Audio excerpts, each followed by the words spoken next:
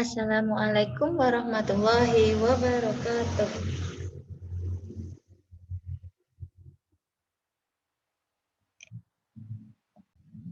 Selamat pagi teman-teman. Halo, ketemu lagi di materi batik kelas 1 SD.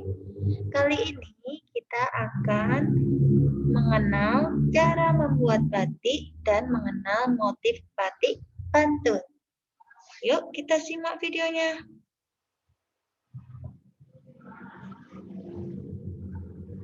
Yang pertama, kita akan mengenal gimana sih cara membuat batik. Teknik pembuatan batik berdasarkan macamnya ada 3 loh. Yang pertama, batik tulis.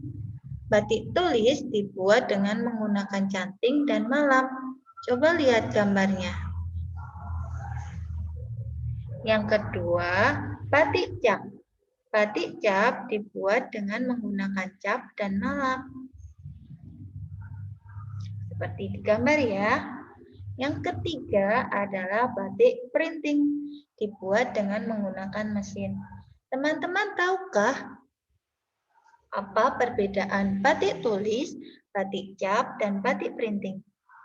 Kalau batik tulis biasanya dibuat dengan menggunakan tangan dan harganya lebih mahal karena dibuat langsung oleh tangan orang-orang pembatik.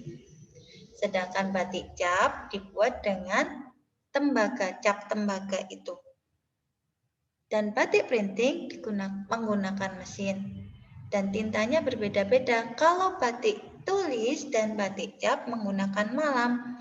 Kalau batik printing menggunakan zat kimia. Dan perbedaan yang ketiga, kalau batik printing itu relatif lebih rapi, tetapi tinta tidak tembus ke bawah atau di sebalik kain.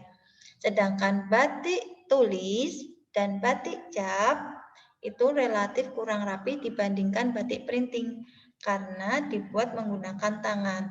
Dan di kain terdapat 2 motif bolak-balik karena tinta yang digunakan adalah malam. Malam penggunaannya harus tembus sampai bawah kain batik. Jadi teman-teman tinggal milih nih, mau beli batik tulis, batik cap, atau batik printing. Yang selanjutnya adalah alat dan bahan membuat batik. Alat dan bahan membuat batik yang pertama ada yang tadi namanya cantik. Ini namanya canting. Canting biasanya digunakan untuk menggambar di kain. Ini digunakan untuk batik tulis. Nah, yang ini adalah malam. Malam adalah sejenis lilin, digunakan untuk membatik. Jadi bisa dikatakan kalau malam itu sebagai tinta menggambar di kain batik. Yang ketiga, ini adalah plat tembaga untuk cap. Jadi cap tembaga untuk mengecap di kain batik. Yang keempat adalah kompor. Kompor berfungsi untuk memanaskan malam. Selanjutnya ada gambar wajan. Wajan digunakan untuk memanaskan malam. Jadi tempat malam saat dipanaskan. Yang keenam ada kain.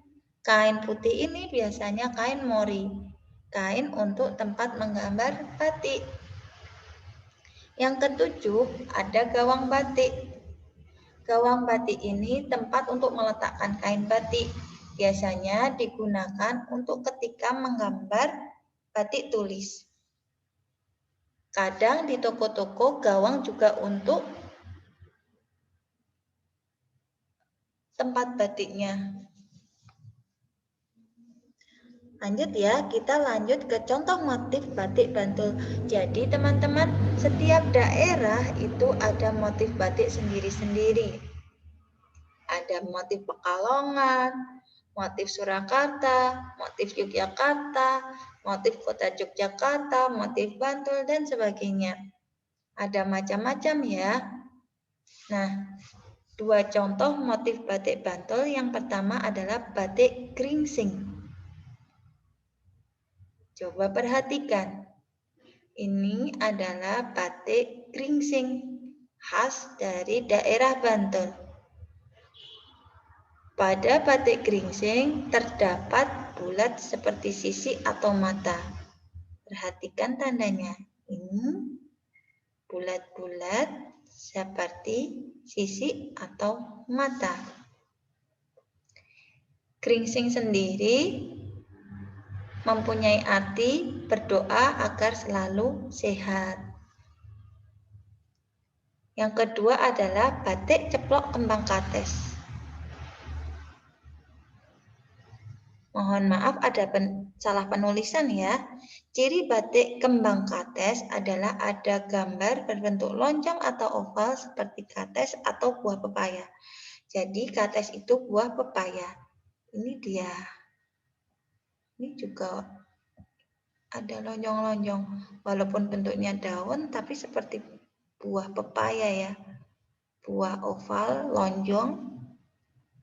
Ini batik ceplok kembang kates. Jadi hari ini kita hanya mengenal dulu motif batik Bantul. Oh ya teman-teman, hari ini kita sudah belajar ada mengenal teknik pembuatan batik. Yang kedua, mengenal alat bahan pembuatan kain batik. Yang ketiga, mengenal motif batik Bantul. Teman-teman, sebenarnya materi kita sudah sampai di akhir. Tetapi teman-teman bisa sebelum mencoba dengan malam dan cap tembaga, teman-teman bisa membuat batik sendiri-sendiri dengan kertas dan daun-daun di sekitarmu dan pewarna. Nanti kita buat cap daun-daun. Jadi motif batik daun dengan teknik cap. Gitu ya teman-teman.